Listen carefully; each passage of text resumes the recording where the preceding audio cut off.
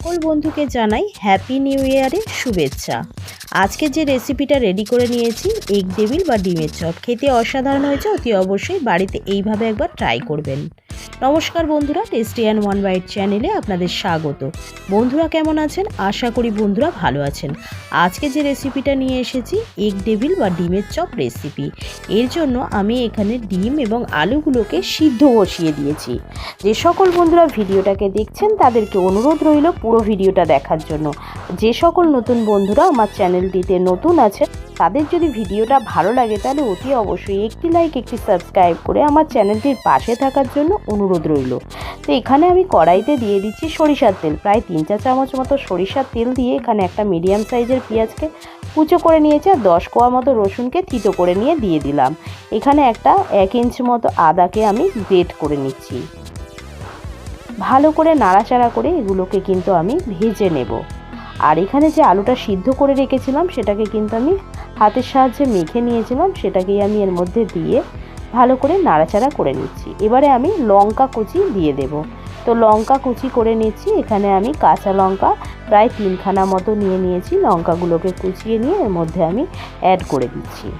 এখানে দিয়ে দিচ্ছি আমি স্বাদ অনুযায়ী লবণ, দিয়ে ভালো করে নাড়াচাড়া করে নেব। আলুটার যে রসালো ভাবটা আছে তার সেটা যেন কম হয়ে যায়। এখানে জিরে, ধনে, শুকনো লঙ্কা, তেজপাতা শুকনো খোলায় ভেজে গুঁড়িয়ে রেখেছিলাম, সেটাই 1 চামচ মতো দিয়ে দিলাম। 1 চামচ ঝাল লঙ্কার গুঁড়ো দিয়ে ভালো করে নাড়াচাড়া করে নিলাম যাতে আলুর যে রসালো ভাবটা কমে যায়। এখানে 1/2 চা চামচ মতো গরম মশলা অ্যাড করে দিয়ে নাড়াচাড়া করে নিয়ে আমি এবারে আলুটাকে নামিয়ে নেব। এখানে আমি ডিমগুলোকে 4 ফালি করে কেটে নিয়েছি, আপনারা চাইলে 2 ফালি করে কেটে নিতে পারেন। এখানে আমি গোলমরিচ আর লবণ দিয়ে দিলাম ডিমগুলোর ওপরে ছড়িয়ে। একটা ডিমকে ভেঙে নিয়ে আমি ফেটিয়ে নিলাম। তো এখানে আমি আলুগুলোকে এইভাবে হাতের সাহায্যে ভালো করে ডিমের ওপরে ভালো করে কিন্তু এইভাবে রেডি করে নিচ্ছি প্রত্যেকটাকেই। এবার এগুলো রেডি হয়ে গেলে আমি এই ডিমটার মধ্যে একটা একটা করে ডুবিয়ে নিয়ে আমি এখানে ব্রেড ক্রাম্বস নিয়েছি, ব্রেড ক্রাম্বসের মধ্যে আমি কোটিং করে নেব। এইভাবে সবগুলোকে আমি একই পদ্ধতিতে রেডি করে নেব। এখানে কড়াইতে বসিয়ে দিয়েছি তেল, সাদা তেল দিয়েছি, আপনারা চাইলে সরিষার তেলেও ভেজে নিতে পারেন।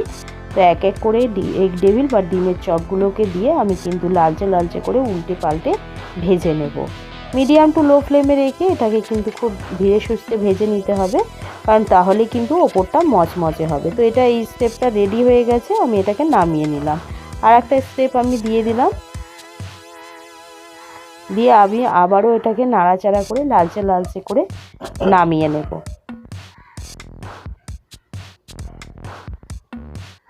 তো দেখুন বন্ধুরা, এটাও কিন্তু অনেকটা গোল্ডেন কালার এসে গেছে।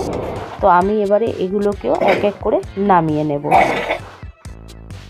এইভাবে বাড়িতে ট্রাই করবেন, এইভাবে খেতে কিন্তু অসাধারণ লাগে।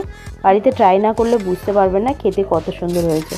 আপনাদেরকে দেখাই ওপরটা কত সুন্দর মচমচে হয়েছে, শব্দটা শুনুন। দেখতে পাচ্ছেন বন্ধুরা কত সুন্দর মচমচে হয়েছে। আর একটা ভেঙে দেখাই আপনাদেরকে, দেখুন বন্ধুরা ভেতরটা। এইভাবে বাড়িতে ট্রাই করে দেখবেন, আশা করি আপনাদের খেতে খুবই ভালো লাগবে। ভিডিওটা যদি ভালো লেগে থাকে একটি লাইক একটি সাবস্ক্রাইব করে চ্যানেলটির পাশে থাকার জন্য বন্ধুদের কাছে অনুরোধ রইল। কমেন্ট করে জানাবেন রেসিপিটা কেমন লাগলো। ভিডিওটাকে বেশি বেশি করে শেয়ার করে দেবেন আর বেল আইকনটা প্রেস করতে ভুলবেন না। বেল আইকনটা প্রেস করলে সবার আগে নোটিফিকেশন আপনাদের কাছে পৌঁছে যাবে আমি যে নিত্যদিন ভিডিওগুলো ছাড়ি। আবার একটা নতুন রেসিপি নিয়ে হাজির হব। ততক্ষণ আপনারা সুস্থ থাকবেন, ভালো থাকবেন। ধন্যবাদ বন্ধুরা।